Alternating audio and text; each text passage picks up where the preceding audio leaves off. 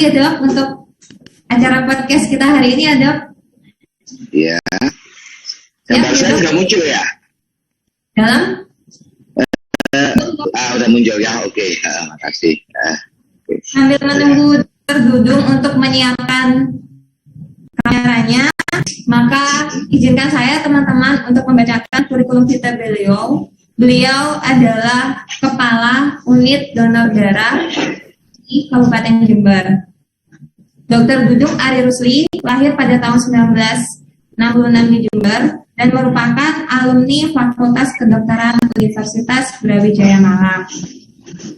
Beliau aktif dalam Perhimpunan Dokter Transfusi Darah Indonesia dengan menjadi Ketua Departemen Pengembangan Organisasi Bidang Pengembangan dan Proteksi terhitung mulai tahun 2008 hingga tahun 2021. Beliau juga aktif dalam kegiatan donor darah dan sering sekali mengisi seminar mengenai donor darah. Jadi untuk teman-teman nanti yang penasaran nih Dok, plasma konvalesen ini kok seperti ini, donor darahnya seperti apa, mekanismenya seperti apa, donor. Kalian bisa langsung tanya teman-teman kepada narasumber kita hari ini. Oke, dokter, sudah siap dokter? Oke, nggak ada masalah. Oke, kalau dokter sudah siap, maka saya mohon izin ke dokter untuk dokter memberikan pemaparan sedikit mengenai terapi donor darah plasma konvalesen ini. 10 menit ya dok. Oke, terima kasih. Oke, terima kasih. Assalamualaikum warahmatullahi wabarakatuh. Selamat pagi.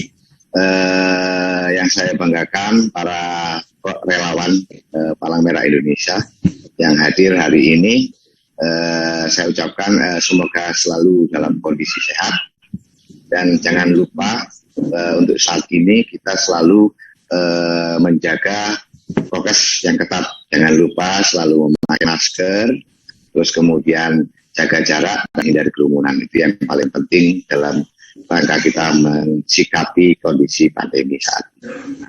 Oke, terima kasih kepada moderator yang memberikan kesempatan kepada saya untuk memaparkan mengenai masalah, untuk memberi pengantar mengenai masalah plasma konvalesen. Sebagaimana diketahui saat ini sejak tahun 2019 dunia termasuk Indonesia menghadapi permasalahan pandemi global yang dimulai pada tahun 2019 akhir, yaitu pandemi SARS-CoV-2 yang disebut juga dengan nama populernya virus corona. Sehingga dalam kondisi seperti ini tentunya karena kondisi yang adalah merupakan wabah atau bencana non alam, di mana di situ merupakan suatu hal yang baru dan mendadak, sehingga akhirnya para ahli kedokteran di seluruh dunia berlomba-lomba untuk mencari metode, solusi dan jalan keluar dari pandemi tersebut. Sehingga akhirnya salah satu yang dimunculkan di situ yang merupakan salah satu dari solusi adalah penggunaan plasma konvalesen sebagai salah satu alternatif terapi. Ya, untuk diketahui untuk COVID-19 ini belum ada terapi yang definitif atau terapi spesifik yang standar untuk digunakan pada kasus-kasus COVID. Jadi semua terapi yang dilakukan adalah merupakan terapi tambahan yang sedang dalam proses uji klinik. Banyak terapi yang dipilih di situ, dan salah satunya yang kebetulan yang di mana kita Korps PMI istilahnya turut langsung di situ adalah plasma konvalesen. Sekarang apa sih yang dimaksud dengan plasma konvalesen? Plasma konvalesen ini adalah merupakan pengobatan yang diambil atau yang bersumber dari plasma pasien-pasien yang sudah sembuh dari COVID-19. Recording stopped. disebut dengan plasma konvalesen dari dua kata. Plasma adalah cairan darah. Plasma adalah cairan darah dan plasma adalah cairan darah dan konvalesen adalah merupakan arti kata dari sembuh. Jadi di sini adalah cairan darah yang digunakan untuk pengobatan COVID yang diambilkan dari pasien-pasien yang sudah mengalami proses recovery atau sembuh dari kasus COVID. Jadi seperti itu. Dan sebagaimana diketahui di dalam plasma itu terkandung sekitar hampir 90, sebagian besar adalah merupakan cairan, dan di situ juga terdapat antibodi juga, dan juga di situ juga terdapat faktor-faktor imunomodulator atau faktor penyembuh dari COVID-19. Jadi seperti itu. Dan sampai saat ini PMI sudah menghasilkan plasma konvalesen, kalau bisa dikatakan seluruh Indonesia hampir puluhan ribu plasma konvalesen yang sudah kita distribusikan kepada pasien-pasien yang sedang membutuhkan, yang ada di rumah sakit. Jadi seperti itu pengantar yang bisa saya berikan. Nanti selanjutnya bisa kita lanjutkan dalam proses tanya jawab. Seperti itu aja. Oke, terima kasih. Terima kasih kembali dokter. Wah, teman-teman gimana tadi pengantarnya dari dokter Tudung? Sudah mulai ada pertanyaan-pertanyaan kan dari teman-teman yang mau diajukan? Terima kasih ya dok atas pengantarnya. Benar-benar kami mulai ada pertanyaan-pertanyaan lagi nih dok untuk selanjutnya. Silakan, nggak ada masalah, santai aja. Oke, sebelum teman-teman bertanya nih dok, saya mau bertanya dulu. Kalau kita menilik tentang donor darah plasma konvalesen, kalau kita kaitkan dengan yang sekarang sedang merajalela di Indonesia, apalagi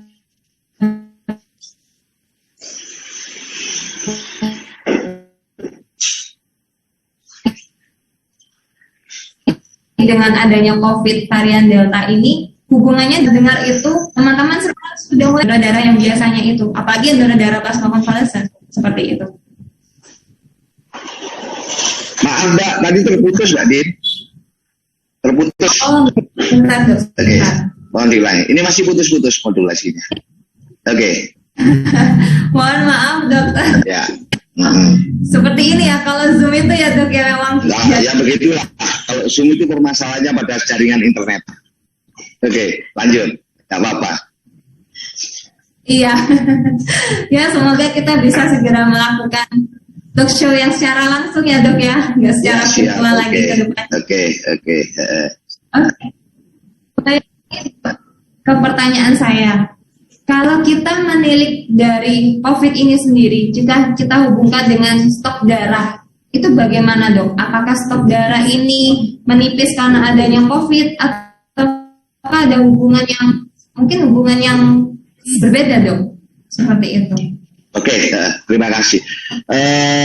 Hubungannya dengan kondisi pandemi COVID itu untuk stok darah di tempat kita di PMI Jember khususnya, dan secara nasional seperti yang disampaikan oleh teman-teman sejawat yang ada di unit donor darah, sebenarnya tentunya sangat mempengaruhi sekali. Jadi yang pertama, adanya kegiatan, apalagi dengan adanya kegiatan pembatasan sosial, jadi seperti PPKM dan lain-lain sebagainya, tentunya banyak sekali, apalagi seperti Jember ini, kebutuhan darah kita itu ditunjang atau disupport sekali oleh yang namanya kegiatan mobil unit, yaitu kegiatan-kegiatan dari institusi yang mengadakan kegiatan donor darah secara mandiri. Karena dengan adanya pembatasan sosial, dengan adanya PPKM, tentunya banyak sekali yang istilahnya kegiatan-kegiatan tersebut tidak bisa dilaksanakan. Sehingga bisa dikatakan untuk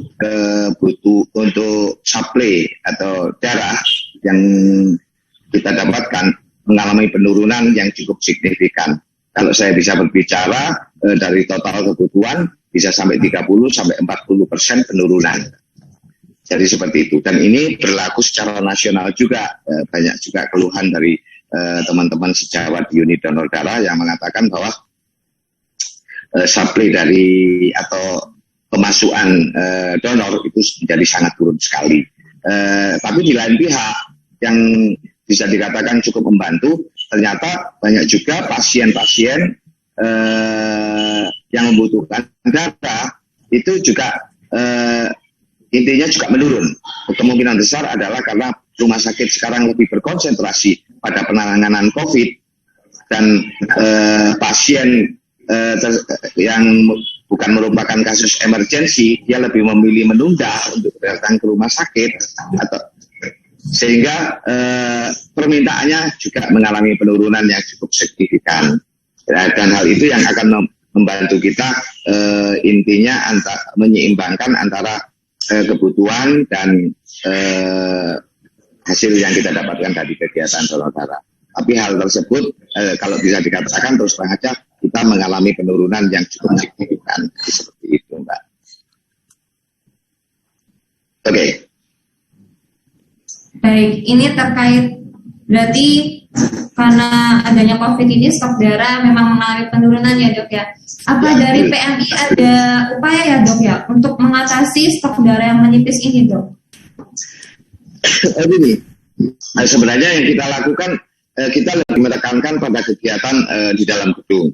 Karena kenapa?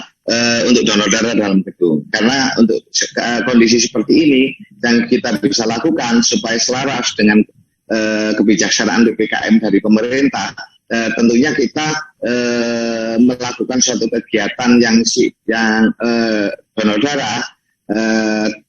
Kita memilih suatu tempat yang bisa kita kontrol, terutama kita yang bisa kita kontrol untuk penata laksanaan prokesnya, seperti menjaga jarak, memakai masker, mencuci tangan, dan lain-lain. Dan itu yang paling sangat memungkinkan adalah apabila kita melakukan kegiatan di dalam gedung dan yang merupakan kegiatan di dalam kantor kita sendiri. Jadi seperti itu. Oke, seperti itu ya dok. Oke, ini dok sudah ada yang mulai bertanya teman-teman.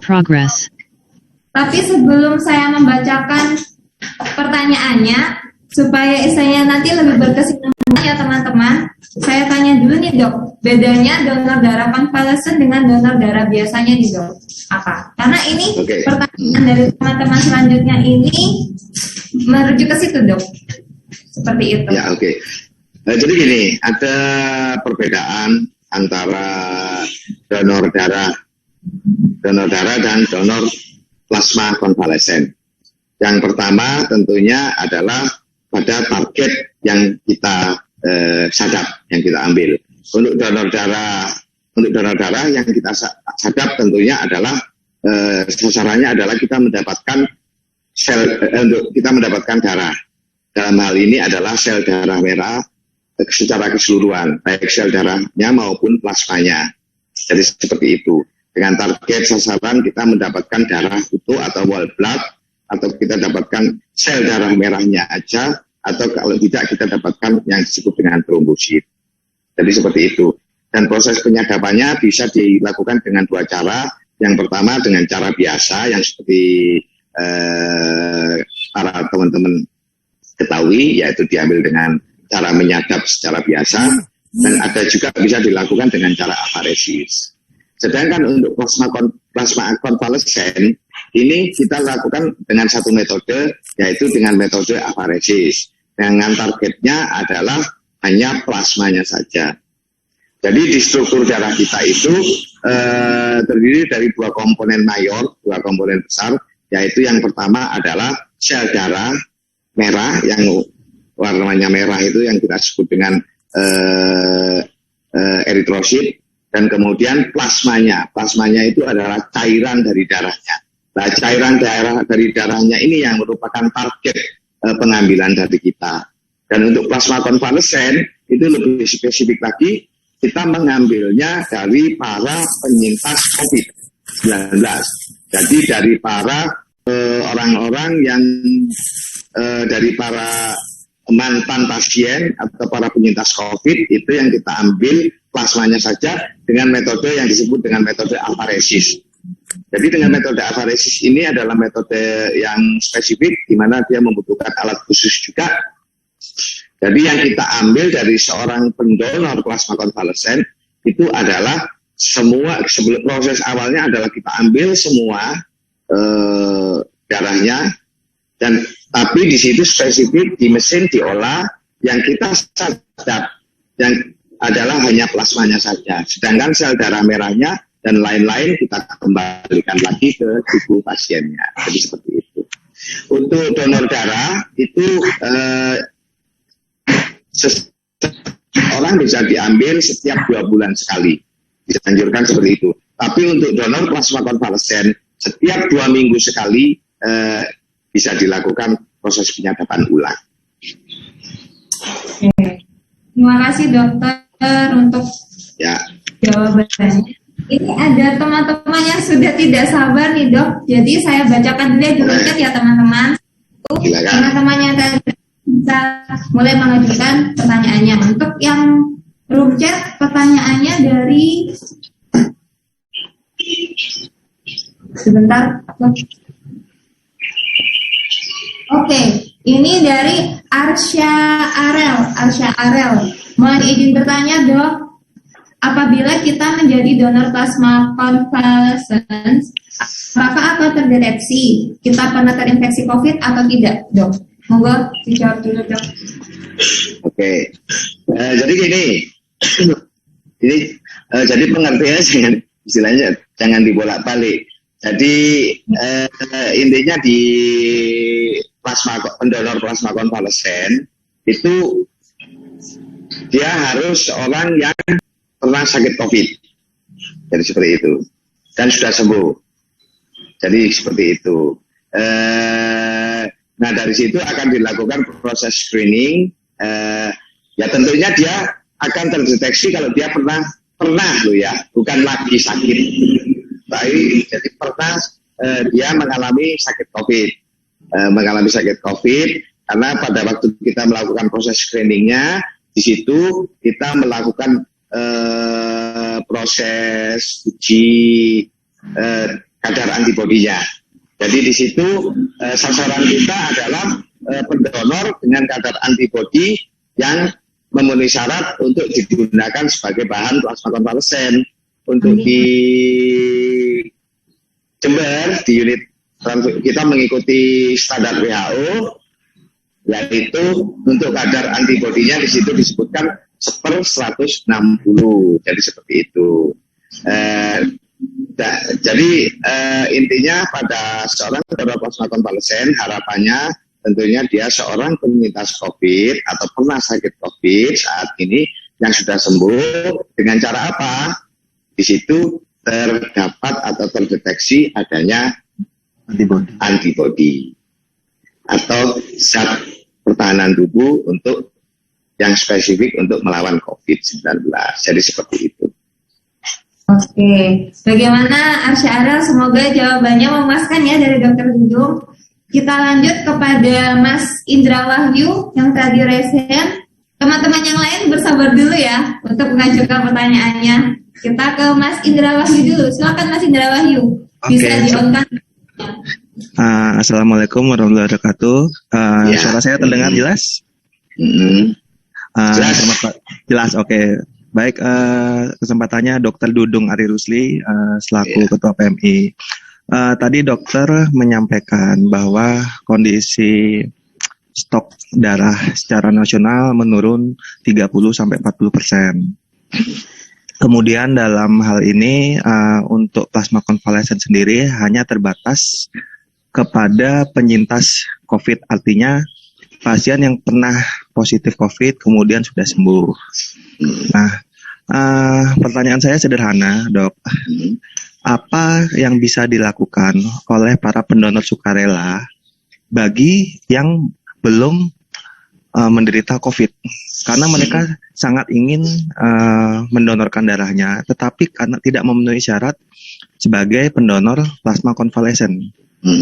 Nah, sedangkan yang saat ini dibutuhkan di Indonesia itu kan yang pernah menderita COVID, plasma konvalesennya sendiri. Nah, kira-kira apa dok yang bisa dilakukan oleh para pendonor sukarela tapi belum pernah terkonfirmasi positif? Baik, itu pertanyaan saya dok. Terima kasih dok. Oke, terima kasih. Bisa langsung saya jawab ini, moderator? Langsung ya? Oke. Ya, jawaban saya adalah tetap mendonorkan darah. Karena darah juga merupakan salah satu komponen yang tetap kita butuhkan. Selain plasma konvalesen. Apabila seorang pendonor darah sukarela dan dia belum pernah menderita penyakit COVID atau konfirmasi COVID, tetap aja donor darah seperti biasa. Seperti tadi saya sebutkan bahwa kita juga mengalami penurunan pada angka pendapatan untuk tetap mendonorkan darah seperti biasa karena itu juga mulia. Ya, oke. Oke, bagaimana Mas Indra Wahyu? Jawaban dari dokter Oke, ada lagi pertanyaan satu lagi dok. Pertanyaan kedua. Nah, pertanyaan terakhir saja dari saya. Apa yang sudah dilakukan oleh PMI Jember dalam hal ini untuk mendorong atau meningkatkan stok darah plasma konvalesennya? Seperti yang kita ketahui, mungkin sekitar 2 minggu yang lalu sudah bekerja sama dengan pemerintah Kabupaten Jember. Pada saat itu, kalau nggak salah, Bapak Bupati juga sempat melakukan donor darah plasma konvalesen. Apakah langkah yang dilakukan oleh PMI tersebut dengan menggandeng Pemkab memberikan stimulus yang positif terhadap peningkatan stok plasma konvalesen dan animo masyarakat sendiri yang sudah sembuh? Bagaimana kaitannya dengan program yang dilakukan oleh PMI Jember? Baik, terima kasih dok. Oke, terima kasih. Ya, sebenarnya kalau plasma konvalesen ini merupakan suatu hal baru buat kita semua. Kalau tidak ada COVID, tentunya kita tidak akan berpikir soal plasma konvalesen. Jadi seperti itu. Yang sudah kita lakukan adalah yang jelas pertama adalah kita melakukan kemarin kita merangkul Pemkab dalam hal ini Pak Bupati juga secara pribadi kemarin juga sempat menyumbangkan plasma konvalesen dari beliau sendiri. Jadi intinya Pak Bupati kondusif, Bapak intinya dari jajaran ASN itu dihimbau dan diharapkan untuk melakukan kegiatan untuk penyadapan plasma konvalesen. Meskipun di Jember sendiri kita akui bahwa karena keterbatasan peralatan, karena untuk pengambilan plasma konvalesen ini butuh alat yang khusus yang namanya alat afaresis, dan kemampuan alat afaresis ini dalam satu hari dia tidak lebih dari 10 pendonor karena prosesnya juga butuh waktu. Untuk setiap kegiatan afaresis ini butuh waktu sekitar 1,5 sampai 2 jam. Jadi seperti itu yang pertama. Terus dan kemudian alatnya kita cuma satu. Yang kemarin kita mohonkan kepada Pemkab Jember adalah kita mendapatkan tambahan alat sehingga kita bisa menambah kapasitas dari produksi dari plasma konvalesen. Kalau animo dari para pendonor, insya Allah cukup. Dalam hal ini cukup sesuai dengan kebutuhan. Karena kenapa? Sampai saat ini yang kami catat adalah bahwa untuk kegiatan donor itu katakanlah kalau mendaftar hari ini dia baru kita bisa layani sekitar 2-3 hari karena proses antrian yang cukup lumayan. Jadi seperti itu. Oke. Oke, bagaimana Mas Indra Wahyu? Baik, dokter, terima kasih atas penjelasannya. Saya rasa, terima kasih. Terima kasih. Ya. Sama-sama, sehat selalu. Terima kasih Mbak Dien. Ya, sama-sama Mas Wahyu, Dokter Dudung. Wah, ini semakin banyak teman-teman yang bertanya. Semoga dokter pasti. Oke, ini dari Arifin. Dok, salah satu syarat pendonor untuk plasma konvalesen adalah berat badan minimal 55 kg. apakah berat badan berpengaruh terhadap jumlah darah dan komponennya dalam tubuh, Dok? Lalu dan mengapa, untuk pertanyaan kedua ya Dok, dan mengapa berat badan minimal pendonor untuk seluruh darah dan plasma konvalesen berbeda? Bagaimana Dok? Jadi ada dua pertanyaan. Yang pertama, kenapa kalau untuk mendapatkan plasma konvalesen ini harus 55 kg beratnya Dok? Lalu kenapa ada perbedaan antara untuk donor darah biasa dengan donor darah konvalesen Dok, berat badannya Dok? Oke, dua pertanyaan ini bisa saya jawab jadi satu. Jadi sebenarnya gini, dasar dari donor darah atau donor plasma konvalesen itu sama, yaitu kita mengambil darah, mengambil cairan dari tubuh manusia. Jadi seperti itu. Yang diperkenankan dari tubuh manusia itu untuk disacap apapun juga itu, baik darah maupun plasmanya, itu yang diperkenankan adalah 10% dari volume cairan darah. Sebagaimana diketahui di tubuh manusia itu rata itu terkandung 70 cc sampai 80 cc darah per kilogram berat badan. Jadi dalam hal ini yang kita misalkan untuk donor darah, kenapa donor darah biasa sama plasma berbeda? Karena plasma lebih cenderung kita ambil cairannya atau plasmanya, sedangkan darah yang kita ambil adalah kesemuanya, tapi dalam hal ini antara darah dengan cairannya adalah separuh-separuh atau 50-50. Sedangkan pada plasma itu yang kita ambil pure cairannya aja. Karena yang menjadi bahan pertimbangan untuk pengambilan dan menjadi bahan pertimbangan untuk itu adalah cairan. Nah, dalam hal ini tentunya ada perbedaan yang harus disesuaikan. Karena untuk pengambilan plasma lebih banyak cairannya, tentunya harus kita naikkan berat badannya. Dalam hal ini kita berhitungan rata-rata perbedaan ada sekitar 5 kg, supaya tidak membuat seseorang yang diambil plasmanya atau yang diambil darahnya justru dia menjadi dehidrasi atau menjadi kekurangan darah. Jadi ada aturannya yang seperti itu. Jadi dalam hal ini itu menjaga supaya seorang pendonor meskipun sudah diambil darahnya maupun plasmanya dalam kondisi tetap juga sehat. Jadi seperti itu. Jadi pertimbangannya berdasarkan perkiraan dari jumlah cairan yang bisa diambil dari dalam tubuh. Jadi seperti itu. Baik dokter. Jadi begitu yang Arifin. Jadi kenapa berat badan itu berpengaruh? Karena kalau untuk donor darah plasma konvalesen sendiri itu yang diambil adalah cairannya. Cairannya ya dok ya yang diambil ya dok ya. Bahkan untuk donor darah biasa yang diambil 50-50 cairan 50-50, sama keseluruhan. Kenapa berat badannya harus ditekankan? Karena agar pendonor tidak mengalami dehidrasi. Oke, bagaimana Mas Kevin? Semoga puas ya dengan jawaban dari dokter.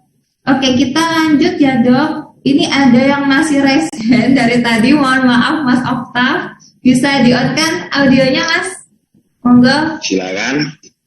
Iya, terima kasih. Saya cewek Mbak. Mbak, bisa di-on kan juga ya Mbak kameranya Mbak Oktav mungkin? Oke.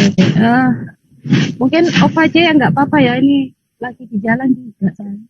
Oh ya, monggo. Hati-hati Mbak kalau di jalan juga.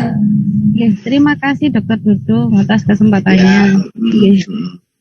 Alhamdulillah. Ini kebetulan juga saya lagi menjaga bapak saya, dokter. Rumah sakit yang kebetulan ini lagi diisolasi gitu. Nah, kebetulan dapat informasi ini, dokter tanyanya.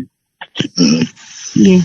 Yang pertama ini dokter, untuk donor plasma ini untuk tingkat kesembuhan pasien itu bagaimana dokter? Kalau mendapatkan donor plasma ini dengan saturasi pasien itu sekitar 80-an. Ya, yang pertama itu. Kemudian apakah semua pasien COVID ini wajib mendapatkan donor plasma, dokter. Hmm. Baik yang komorbid atau tidak. Kemudian teknisnya bagaimana, dokter? Teknis untuk mendapatkan donor ini. Jadi kita harus menghubungi kemana, kemudian alurnya itu seperti apa, dan membutuhkan biaya berapa. Karena kalau kami di cover BPJS itu apakah bisa atau tidak gitu, dokter? Atau kalau secara mandiri, seandainya secara mandiri apakah kita bisa gitu, kita mengupayakan donor plasma ini. Nah, untuk mendapatkan ini, apakah ada ini, dokter, database untuk pasien penyintas? Jadi yang alumni ya, alumni COVID mungkin ada database-nya, jadi memudahkan kami untuk mendapatkan ini informasi untuk donor plasma nanti, dokter. Yang berikutnya, maaf dokter, rombongan ya. Yang berikutnya, karena untuk berikutnya yang terakhir, gini, ada juga pasien yang sembuh dari COVID itu banyak yang isoman dan mereka tidak memeriksakan ke rumah sakit atau apa yang terkaitnya. Jadi kalau saya membaca di syarat untuk menjadi dokter plasma itu, donor plasma kan harus ada bukti PCR seperti itu, dokter. Nah, seandainya tidak ada bukti pasien itu mengalami hal gejala yang menyerupai COVID dan sudah sembuh. Nah, itu apakah bisa menjadikan ini sebagai pendonor gini? Gitu, dokter. Mungkin sementara itu. Nanti saya mau lagi. Sementara itu ya. Terima kasih. Tapi nanti kalau moderator saya tolong diingatkan soal pertanyaannya ya, karena banyak nanti saya takut lupa. Kalau yang pertama adalah mengenai masalah angka kesembuhan. Jadi gini, pada dasarnya saya tadi sudah sampaikan di depan bahwa untuk terapi COVID ini tidak ada terapi yang dianggap terapi definitif atau merupakan terapi standar, terapi baku yang istilahnya dipilih itu. Jadi karena proses serangan dari COVID ini betul-betul masif dan luar biasa, jadi kita melakukan, dari para dokter itu melakukan suatu tindakan yang istilahnya berdasarkan uji klinis. Termasuk juga salah satunya adalah plasma konvalesen. Plasma konvalesen ini yang menjadi penekanan saya di sini, dia bukan merupakan terapi wajib atau bukan merupakan terapi definitif. Tapi plasma konvalesen ini merupakan salah satu terapi tambahan yang akan digunakan pada yang akan dilakukan pada pasien-pasien COVID seperti itu. Angka kesembuhan sudah bervariasi di masing-masing karena kenapa target kesembuhan itu akan menjadi berbeda. Yang pertama tentunya kapan dia timing pada saat pemberian plasma konvalesennya, apakah diberikan pada pasien sedang, apakah diberikan pada pasien dengan kondisi berat atau pada pasien kritis. Jadi seperti itu. Dan kemudian yang paling penting di sini adalah masalah screening donornya. Jadi dengan tingkatan dari titer antibodi itu menjadi penting. Jadi untuk plasma konvalesen di sini dari penelitian yang disarankan adalah plasma konvalesen itu diberikan pada waktu awal dari penyakit. Jadi ketika dalam kondisi sedang menuju ke berat. Dan kemudian diberikan yang didapatkan dari donor dengan titer atau kadar antibodi yang cukup bagus atau cukup tinggi. Jadi seperti itu. Itu yang akan menjadi penentu dari penentu menjadi dari memberikan hasil yang diharapkan yang ketika diberikan pada pasien COVID. Jadi seperti itu. Tapi kalau penelitian-penelitian atau uji klinis yang sudah pernah dilakukan di beberapa tempat, meskipun dengan jumlah pasien yang tidak terlalu banyak, ada yang seperti di India itu ada 5 pasien, di China itu ada sekitar 10 pasien, Tapi ketika dia diberikan pada kondisi pasien berat, itu hanya memberikan hasil yang tidak terlalu signifikan di sini. Makanya dalam hal ini posisi plasma konvalesen untuk terapi COVID bukan merupakan terapi definitif atau terapi baku, tapi merupakan terapi tambahan, hanya terapi tambahan seperti itu. Yang kedua, Pak. Oke. Pertanyaannya saya lupa. Oke, untuk pertanyaan kedua nih Dok dari Mbak Oktah tadi, apakah semua pasien itu wajib mendapatkan donor plasma konvalesen ini Dok? Oke, ya terima kasih. Enggak juga, karena posisi jadi gini, untuk terapi COVID itu ada beberapa terapi yang diperlukan, yaitu yang pertama yang diberikan adalah terapi yang jadi pilihan, itu banyak terapi. Kan saya ngomong tadi, tidak ada terapi yang standar, tidak ada terapi yang definitif. Jadi biasanya yang diberikan oleh seorang dokter, yang pertama dia memberikan terapi yang disebut dengan antivirus, obat-obat antivirus. Dalam hal ini seperti obat-obat atikan, seperti contohnya salah satunya seperti itu. Terus kemudian yang kedua dia memberikan terapi imunomodulator untuk memperkuat antibodinya. Salah satunya dengan plasma konvalesen dan misalkan pemberian juga yang disebut dengan imunoglobulin monoklonal atau seperti misalnya seperti yang pernah diberikan seperti pemberian Gamaras, seperti AAPRP atau stem cell seperti itu. Terus kemudian yang ketiga adalah terapi suportif atau adjuvan. Misalkan kita berikan antibiotik, kita berikan untuk penurun panas, maupun kita berikan multivit.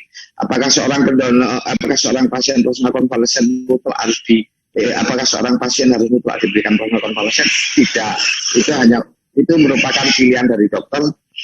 Apakah dia mau menggunakan yang mana dari situ? Karena untuk terapi COVID sendiri banyak pilihan dan tidak ada yang dianggap standar. Semuanya masih dalam rangka uji klinis seperti itu. Ketiga, itu untuk pertanyaan kedua ya Mbak Oktaf. Jadi tidak semua pasien COVID-19 itu tidak semuanya wajib ya mendapatkan donor plasma, karena donor plasma ini adalah pilihan dari dokter yang memberikan. Ini dokter. Untuk pertanyaan ketiga nih Dok, teknik untuk mendapatkan donor darah plasma konvalesen ini bagaimana? Apakah dikenakan biaya? Terus apakah pasien yang menggunakan BPJS apakah bisa menggunakan BPJS? Jadi gini, setahu saya ada beberapa kebijaksanaan. Karena memang plasma konvalesen ini dalam tahapan uji klinik. Pada rumah sakit pemerintah itu karena uji klinik dilakukan oleh pemerintah juga, itu untuk plasma konvalesen kalau tidak salah itu ditanggung oleh pemerintah dalam hal ini, masuk dalam skema pembayaran pasien COVID yang ditanggung oleh pemerintah seperti itu. Tapi ada beberapa rumah sakit tertentu di mana dia tidak ikut skema itu, sepertinya untuk plasma konvalesennya dikembalikan kepada pasien untuk membayar, dibebankan pada pasien untuk membayar. Jadi ada beberapa metode, ada yang digratiskan. Dalam hal ini kemungkinan yang di rumah sakit pemerintah yang ikut dalam uji klinik dari Kementerian Kesehatan, tapi ada juga yang istilahnya tidak ikut, biasanya dibebankan kepada pasien. Jadi seperti itu. Baik, untuk pertanyaan selanjutnya Dok, saya lanjut ya Dok, ini dari Mbak Okta. Silakan. Dok, kan Mbak Okta ini membingungkan orang-orang yang sudah donor plasma konvalesen ini apakah bisa diakses oleh masyarakat umum. Jadi masyarakat umum itu bisa tahu siapa saja yang menjadi pendonor. Mungkin ketika mereka membutuhkan, mereka bisa langsung menghubungi yang bersangkutan Dok, begitu. Bagaimana? Ini loh permasalahannya. Jangankan masyarakat umum, kita aja yang di PMI kesulitan.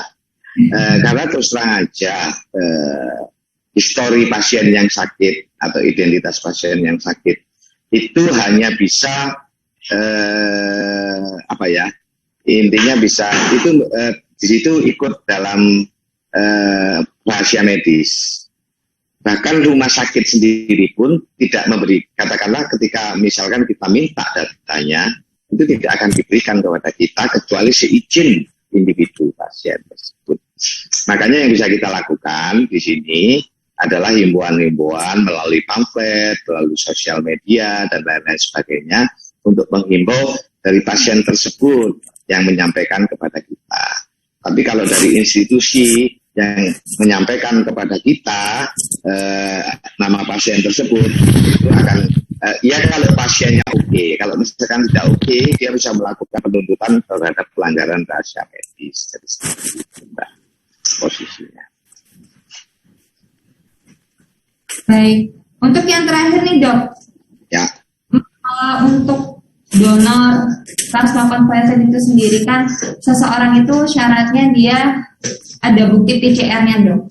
Kalau misalkan dia tidak mempunyai PCR tapi dia memiliki gejala COVID dan sembuh, itu apakah dia bisa melakukan donor darah ini dok? Jadi gini, syarat seorang pendonor plasma konvalesen tentunya dia harus dibuktikan dari sesuatu standar ukur yang objektif. Dalam hal ini tentunya adalah pemeriksaan laboratorium. Dan standar ini istilahnya berubah. Dan kalau sebelumnya untuk standar pendonor plasma konvalesen adalah PCR. Kalau sekarang yang menjadi syarat adalah pernah sakit dengan gejala mirip COVID, baik panas terutama di atas 38 derajat Celcius, terus kemudian ada gejala flu-like syndrome seperti batuk, pilek, anosmia, dan lain-lain sebagainya, yang dibuktikan dengan swab antigen. Jadi kalau sekarang turun ke swab antigen positif, seperti itu. Tapi kalau dia tanpa membawa itu semua, ya tidak bisa. Jadi syaratnya dia harus terukur, dan salah satu ukuran objektifnya dia pernah diperiksa dengan swab antigen dengan hasil positif. Kalau misalkan PCR ada, ya dia dengan PCR yang positif. Jadi itu aja. Kalau tanpa itu, karena orang dengan gejala seperti COVID yang namanya flu-like syndrome, itu jumlahnya banyak. Jadi seperti itu. Oke. Tapi tentu juga dia positif ya dok ya? Belum tentu juga. Baik. Oke, itu semua yang Mbak Oktav jawaban dari Dokter Dudung. Jadi untuk tingkat kesembuhan pasien itu tergantung dari kondisi pasien sendiri. Karena masing-masing pasien kan memiliki kondisi antibodi yang berbeda. Lalu apakah semua pasien wajib mendapatkan donor darah? Tidak, karena donor darah plasma konvalesen ini adalah pilihan dari dokter yang memberikan. Lalu untuk teknis untuk mendapatkan donor darah plasma ini tergantung mengikuti skema di rumah sakit pemerintah ataupun swasta, bisa dikenakan biaya ataupun gratis. Sedangkan untuk database sendiri ini masih kendala karena identitas masing-masing orang yang melakukan donor ini masih belum bisa diakses terkait kerahasiaan medis. Lalu untuk syarat untuk melakukan donor darah yaitu tadi harus menggunakan swab PCR atau paling rendah dengan swab antigen yang positif. Begitu ya dok ya? Oke. Ya, Dok, dok kasih semangat ya dok. Semangat. Oke, terima kasih. Ini ada pertanyaan lagi nih dok melalui room chat dari Mas Re Aprilian Dejar ya. Apakah ada kasus di mana pendonor biasa terdeteksi di dalam darahnya ada virus COVID dan dikemanakan darahnya dok? Seperti itu dok. Oke, ya. Kita nggak pernah melakukan untuk di unit donor darah itu kita melakukan 4 parameter pemeriksaan. Itu HIV, hepatitis B, terus kemudian sifilis dan hepatitis B, hepatitis C, sifilis sama HIV. Jadi seperti itu.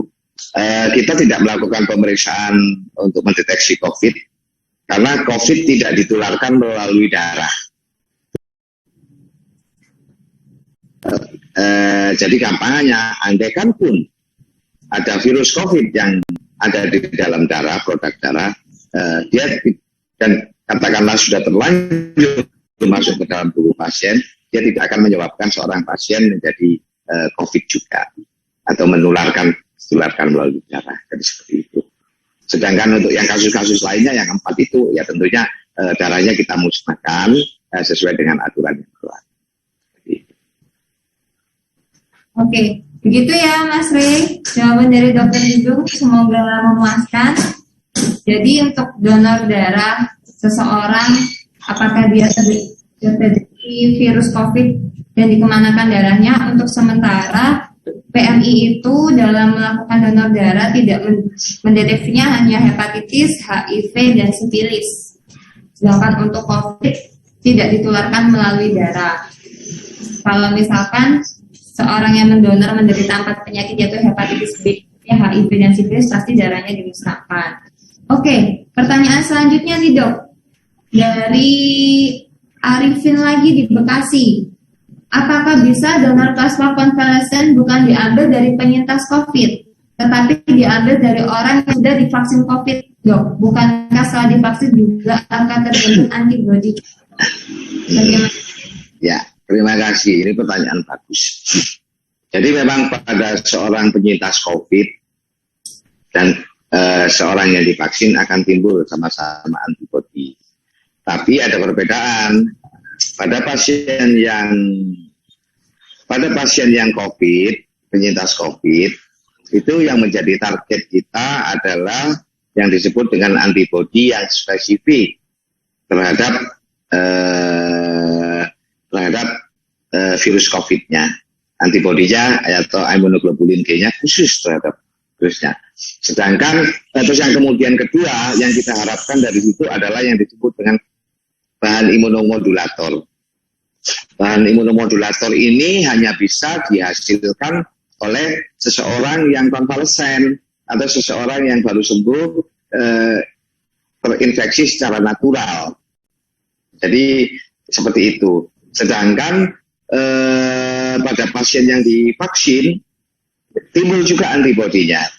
Tetapi kalau tidak timbul secara alami, yang disebut dengan imunomodulator ini tidak kita dapatkan.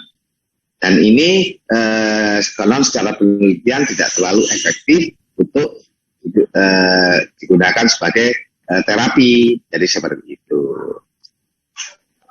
Jadi ada perbedaan spesifik, perbedaan signifikan antara antibodi yang dihasilkan pada pasien COVID dengan yang hanya dapat melalui vaksin, seperti itu.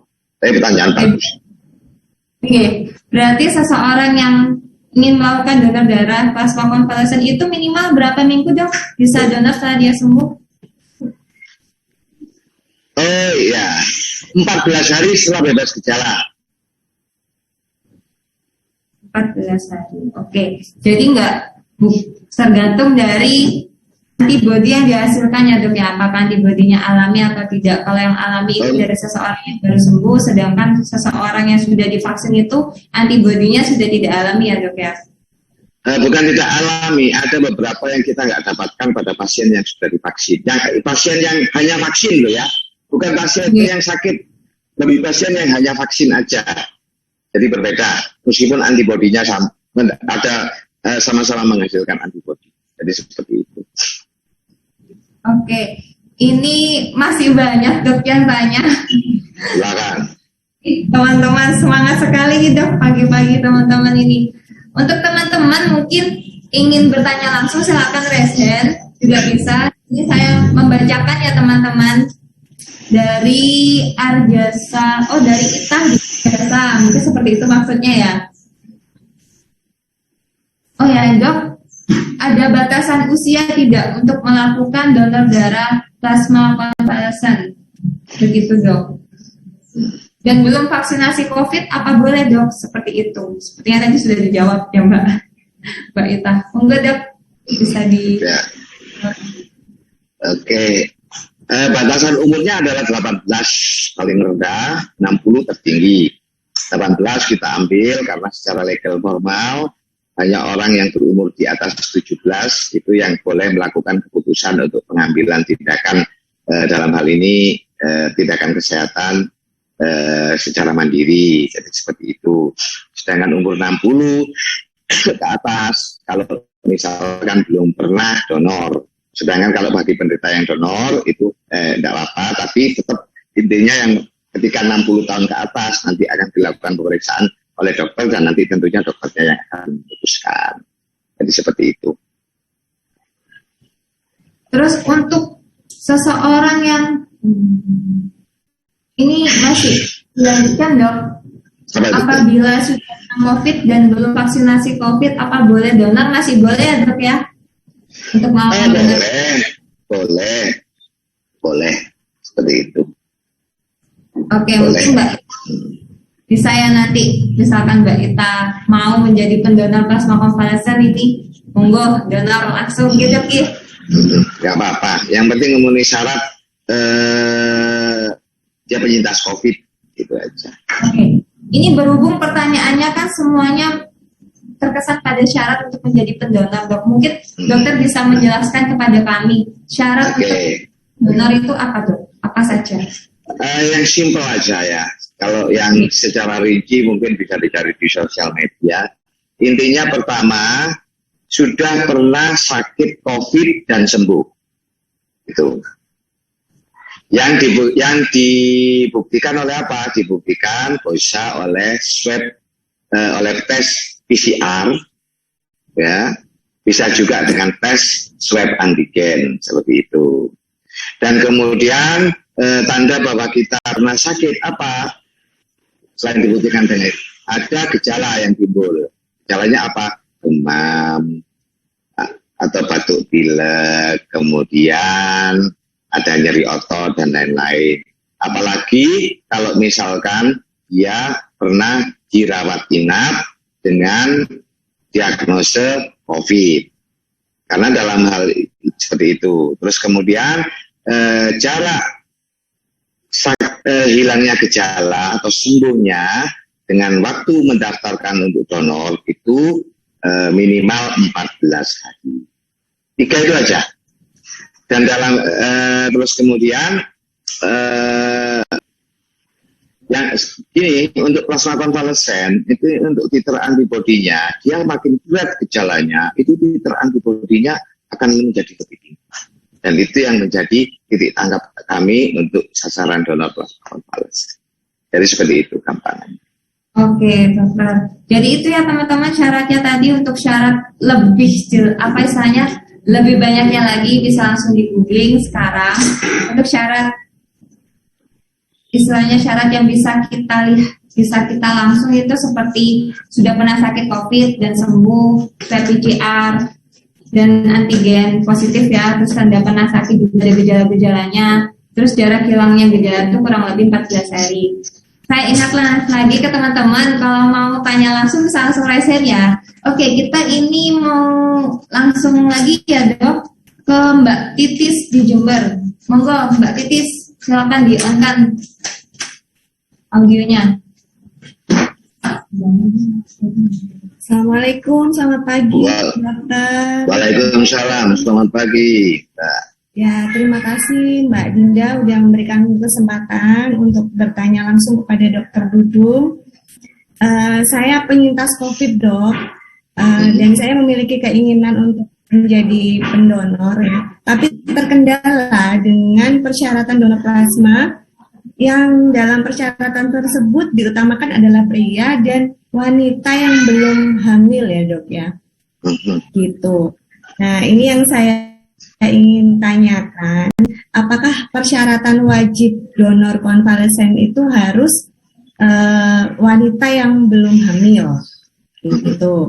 Terus untuk yang kedua, jika nanti sebelum melakukan donor plasma, itu apakah perlu melakukan cek kesehatan terlebih dahulu? Nah, untuk cek kesehatan tersebut bisa dilakukan mandiri atau langsung di tempat saat kita donor darah. Begitu saja dokter. Terima kasih. Oke, terima kasih. Dalam hal ini kenapa ada persyaratan untuk perempuan yang belum pernah hamil? Karena pada perempuan gini, takutnya pada perempuan yang sudah pernah hamil itu kan dia sudah pernah mengandung janin yang dari suaminya. Nah, suaminya ini kadang dia akan mempunyai perbedaan tipe darah dengan si ibu. Nah, dari situ ditakutkan akan ketika proses kehamilan ibu ini akan muncul yang disebut dengan anti HLA atau anti human leukocyte antigen. Nah, anti HLA ini atau anti HLA, ada juga yang anti HBA, ada juga yang anti ini ditakutkan dia itu ada di plasma. Ketika seorang perempuan yang sudah pernah hamil dan plasmanya dijadikan, kita sadap, kita jadikan plasma konvalesen, ditakutkan anti HLA-nya ini akan memberikan pengaruh kepada pasien yang kita berikan. Dan salah satu yang tidak kita harapkan dari situ bisa menimbulkan efek samping yang disebut dengan TRALI. TRALI itu Transfusion Related Acute Lung Injury. Jadi pada pasien bisa memberikan dampak buruk pada pasien yang kita berikan plasma yang mengandung anti HLA. Dan sebenarnya anti HLA ini tidak pada semua perempuan hamil pasti akan ada yang disebut dengan anti HLA-nya, ada antigen ini. Tidak, hanya pada yang. Tapi kita nggak punya kemampuan untuk mengukur atau mendeteksi itu di seorang pendonor. Dan misalkan kita itu ada alatnya cuma satu tok di Jakarta untuk mendeteksi itu, dan mahal sekali harganya. Jadi akhirnya kita untuk lebih gampangnya dan untuk menghindari resiko, kita menghindari perempuan yang sudah pernah hamil. Jadi seperti itu, Mbak. Jadi seperti itu. Terus kemudian kedua apa tadi pertanyaannya, Mbak? Yang kedua ini melakukan donor darah, dok. Kan harus melakukan pemeriksaan dulu. Apakah bisa melakukan pemeriksaan di tempat, ataukah kita harus melakukan pemeriksaan dulu laporannya? Oke. Ketika kita lakukan interview di situ dari tim medis kami akan melakukan juga pemeriksaan meskipun sifatnya sederhana. Jadi seperti itu.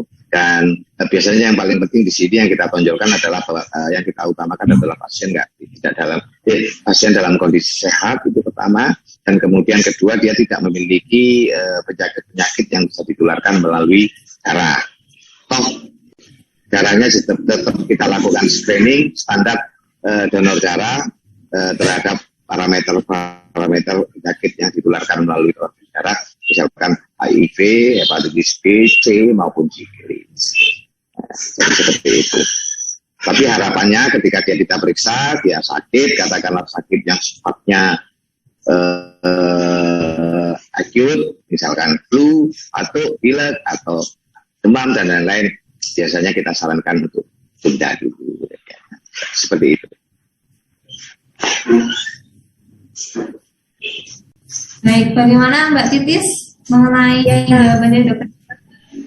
Ya, alhamdulillah sudah terjawab semua, Mbak Dinda. Terima kasih sudah memberikan kesempatan. Terima kasih Dokter Dudung atas penjelasannya. Terima kasih. Oke, ini mungkin ada teman-teman lagi yang mau bertanya. Mungkin ada yang mau resen lagi. Saya coba lihat chat dulu ya teman-teman.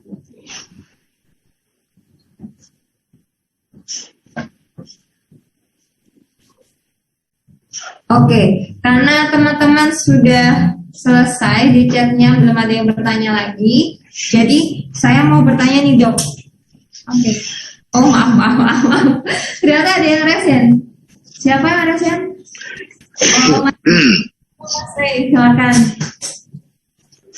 Assalamualaikum dok, selamat pagi. Ya, monggo. Waalaikumsalam pagi. Silakan. Ya, ini saya ini sebenarnya kan juga termasuk penyintas COVID nih. Yang jadi saya pertanyakan itu, saya ini pada saat terkonfirmasi positif itu masuk kategori sedang atau ringan. Soalnya yang saya rasakan itu hanya demam dan anosmia, Dok. Kemudian pertanyaan selanjutnya kan di Banyuwangi ini belum ada alat untuk donor aferesis. Nah, yang ada itu yang terdekat hanya di Jember. Nah, posisi ini saya belum tes swab antigen lagi yang menyatakan saya sudah negatif, tapi saya cuma dapat dari dokter yang mendampingi saya itu surat keterangan sehat sudah tidak ada gejala COVID dan selesai isoman. Itu apakah bisa untuk donor plasma convalescence? Itu aja pertanyaan saya. Gini sebenarnya tadi yang disampaikan itu kemungkinan besar adalah gejala COVID dengan gejala ringan. Tapi waktu itu demamnya sempat tinggi nggak? Demamnya sempat tinggi. Ya, sempat, Dok. 2 hari saya sampai enggak kuat untuk bangun dari tempat tidur. Sebenarnya gini, dalam hal seperti ini, kalau sekarang untuk syaratnya, yang pertama yang jelas memang sudah pernah ada swab antigen, hasilnya gimana? Positif. Positif. Swab antigen positif. Saya kira sebenarnya untuk jenengan bisa untuk mencoba untuk menjadi donor plasma konvalesen. Karena syaratnya tidak terlalu rumit kok. Yang penting ada salah satu minimal swab antigen, kemudian pernah ada demam. Dan memang untuk kriteria sembuh sekarang, kita sudah nggak perlu lagi harus pakai swab antigen lagi atau PCR lagi, enggak. Tapi setelah 14 hari bebas gejala dan sudah tidak ada keluhan dan lain-lain, itu sudah cukup dinyatakan sembuh dari seperti itu. Dan tapi untuk membuat kita lebih yakin lagi, kita semua enggak ya, kita bisa melakukan meskipun secara mandiri, tapi bukan swab antigen lagi, tapi yang sampean lakukan adalah yang disebut dengan rapid antibody. Nah di situ kalau misalkan antibodinya sudah muncul, sudah positif, intinya Anda sudah punya zat pertahanan tubuh ya untuk COVID seperti itu. Nah, tapi ketika sampean mencoba menjadi pendonor plasma konvalesen, di situ kita akan dilakukan yang disebut dengan mengukur SRBD SARS-CoV-2 atau yang disebut dengan mengukur titer antibodi spesifik. Nah, di situ akan muncul jumlahnya, berapa jumlah kadar antibodi kita terhadap COVID-19. Jadi salah satu keuntungan dari seorang pendonor plasma konvalesen itu dia bisa tahu berapa titernya seperti itu. Oke. Ya, Dok, terima kasih. Ya, sama-sama. Saya tadi berarti kalau untuk Banyuwangi belum aferesisnya ya, sedangkan Mas Rey hari ada surat keterangan untuk donor ya, Dok ya? Sudah cukup.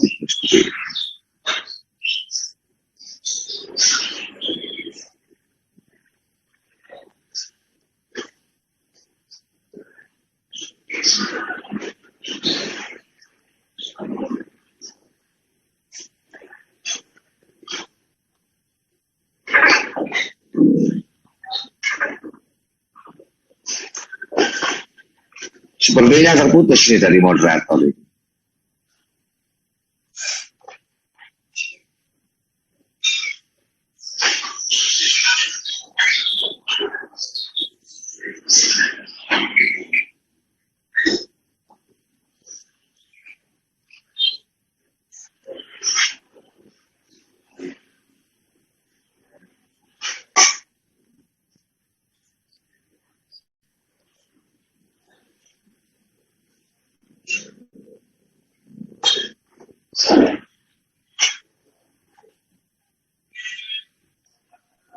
Untuk moderatornya terputus sepertinya ini.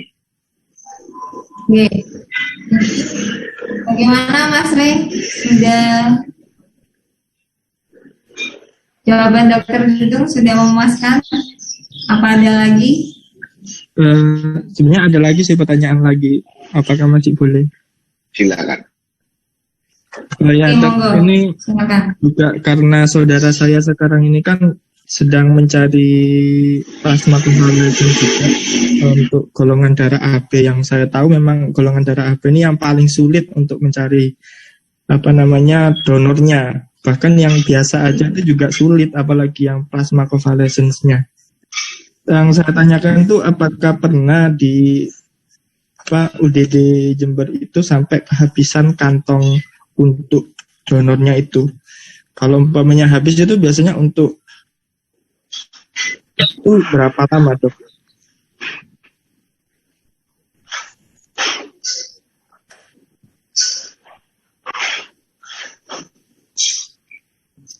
Dok, apakah terdengar, Dok? Ya, Masih saya jawab ya. Sebenarnya kalau untuk plasma berbeda ya. AB itu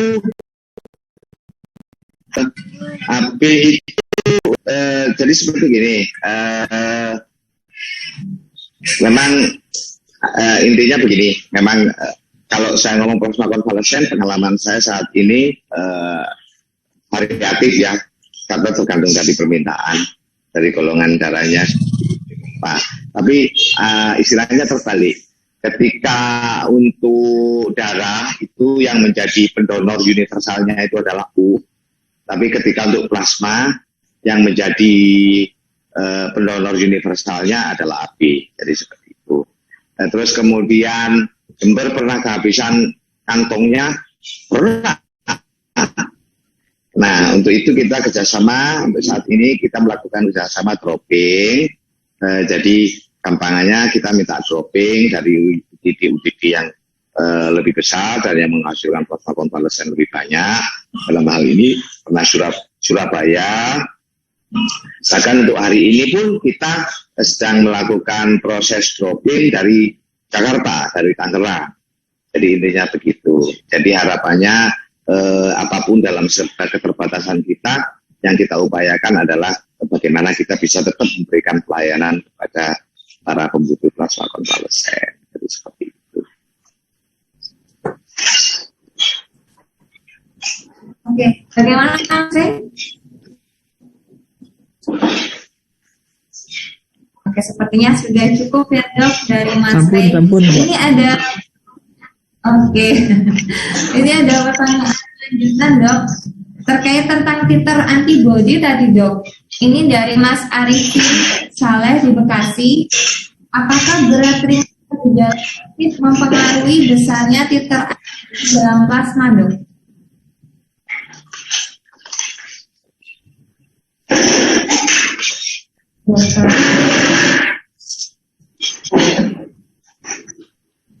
Oke, bentar ya, maaf. Ini kehabisan data ya. Jadi seperti itu. Oke, pertanyaannya yang tadi itu bisa saya jawab. Memang betul bahwa ringan beratnya gejala itu sangat tergantung dari Aish nanti.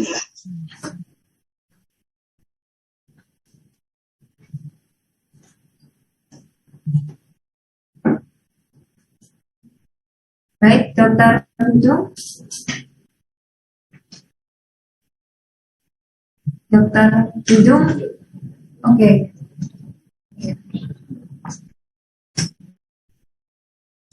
Sebentar, teman-teman.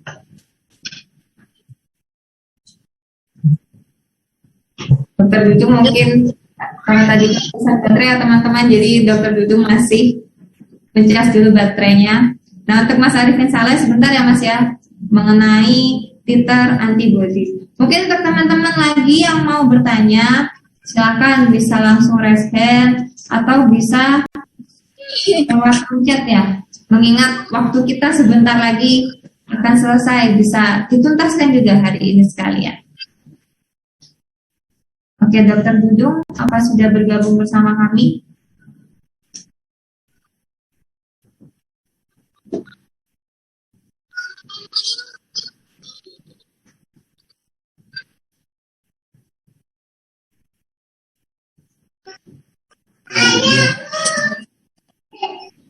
Dokter Dudung. Oke, teman-teman. Terima kasih sekali. Saya sangat mengapresiasi teman-teman yang begitu semangat hari ini. Sudah banyak sekali pertanyaan yang teman-teman tanyakan. Bahkan saya hanya memulai 2 pertanyaan, teman-teman langsung membombardir semua. Jadi benar-benar semoga nanti bermanfaat ya ilmu yang kita dapatkan hari ini. Oke, Dokter Dudung masih belum bergabung dengan kita ya. Oke, karena waktu yang sebentar lagi akan sampai di penghujung acara, jadi saya ingatkan lagi untuk teman-teman yang mau bertanya, ini ada 1 kesempatan terakhir pertanyaan. Setelah Mas Arifin Saleh, bisa langsung raise hand atau bisa langsung ke room chat kalau teman-teman mau. Dokter Dudung masih belum bergabung. Oke, kita tunggu dulu.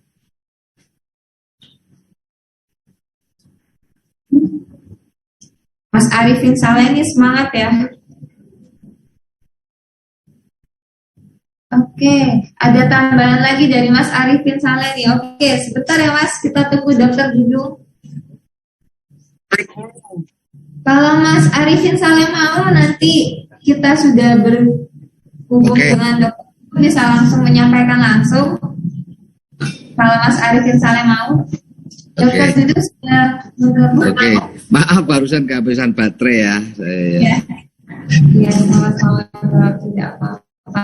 Oke, mungkin Mas Arifin Saleh bisa di-on-kan audionya, bisa langsung menyampaikan ke Dokter Dudung. Bagaimana Mas Arifin? Oke, ada tambah 1 kali lagi. Bagaimana Mas Arifin? Oke, monggo, silakan Mas Arifin. Halo, selamat pagi semuanya. Pagi dok. Pagi.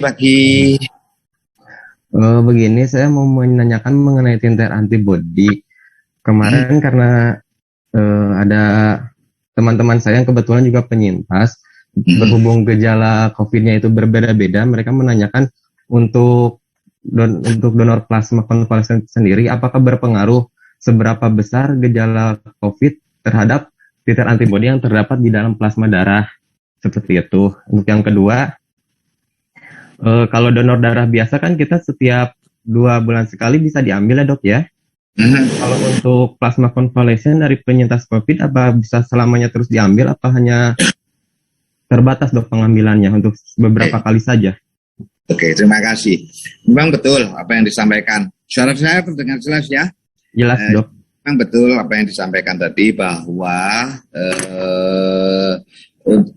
berat ringannya gejala itu menjadi sangat penentu. Kenapa dalam hal ini yang kita harapkan para penyintas COVID yang istilahnya gejalanya lebih berat itu yang menjadi pendonor plasma konvalesen. Karena dari para penyintas dengan gejala yang lebih berat ini biasanya akan memberikan titer atau kadar antibodi yang lebih tinggi. Jadi seperti itu. Meskipun tidak berkorelasi secara langsung, tapi rata-rata gejala titer antibodinya makin tinggi. Jadi seperti itu. Terus kemudian untuk donor plasma konvalesen, antibodi di dalam tubuh seorang penyintas itu akan lama-kelamaan akan turun. 1 bulan pertama setelah dia sembuh, sampai 2 bulan, paling lama 6 bulan, dia itu akan turun. Jadi seorang penyintas COVID itu meskipun karena dengan metode afaresis kita bisa ambil lebih sering, dia bisa tiap 2 minggu bisa kita ambil plasmanya, tapi biasanya setelah 6 bulan itu titer antibodinya makin lama akan makin turun sehingga tidak memenuhi syarat untuk dijadikan plasma konvalesen. Jadi seperti itu. Kalau nggak salah untuk rata-rata untuk para penyintas COVID dengan titer standar itu bisa kita ambil sampai 6 kali pengambilan. Jadi seperti itu.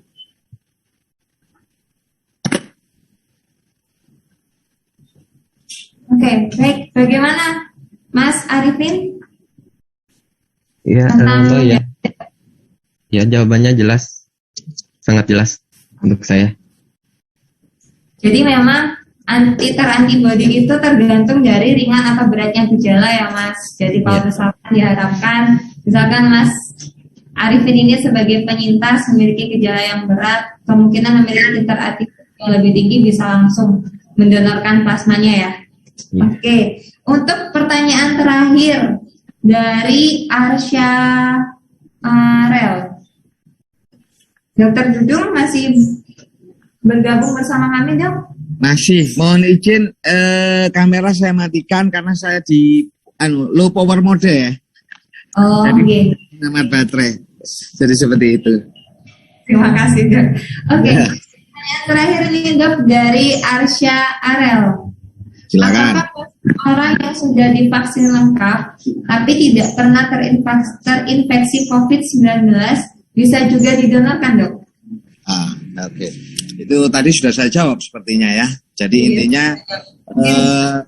intinya yang target kita adalah yang antibodinya yang timbul bukan dari vaksin, tapi antibodinya yang timbul dari sebab natural, dari sebab sakit. Jadi seperti itu. Karena harapan yang kita menjadi target dari yang kita gunakan terapi pada plasma konvalesen itu tidak hanya antibodinya, tapi yang juga salah satunya yang kita perlukan adalah yang disebut dengan imunomodulator. Yang itu yang hanya bisa didapatkan pada kasus-kasus yang dari sebab alamiah, bukan dari vaksin. Seperti itu. Oke, jadi memang donor plasma konvalesen ini dari mereka yang terinfeksi ya, Dok ya, bukan dari mereka yang sudah vaksin ya, Dok ya.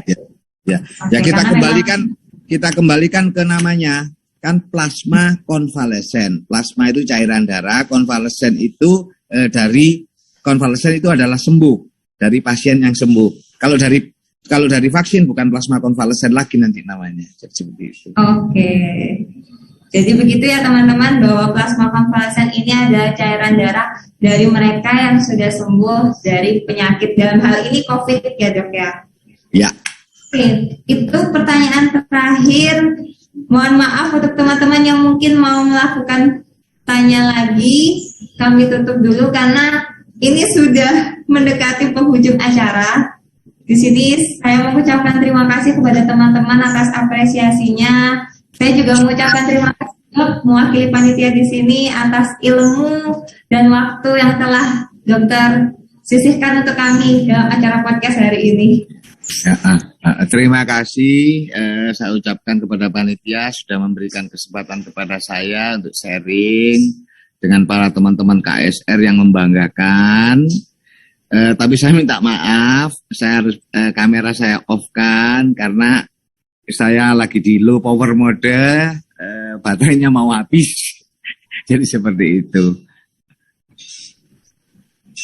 Oke, Dok, kalau tidak keberatan teman-teman juga Dokter Dudung ini kami mau melakukan foto bersama, Dok. Oh, silakan. Iya, sebentar saja, Dok. Dihidupkan teman-teman juga yang tadi masih off ya, bisa dihidupkan dulu sebentar saja bersama kami. Sudah, operator? Oke, saya hitung 1, 2, 3. Sudah? Oke. Oh ya lagi, Dok. Masih ada berapa halaman? Boleh, silakan. Sebentar. Sudah?